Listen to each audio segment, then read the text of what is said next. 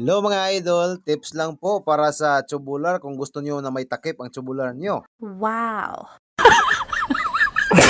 Gawin nating kumuha lang po tayo ng cutting disc, gawin po nating guide para sa takip ng tubular. Kailangan po idol ha, may mga allowance po tayo para di tayo mabitin sa sa takip ng tubular natin. Pukpukin lang po natin, dahan-dahanin lang po natin pag-wielding para di po siya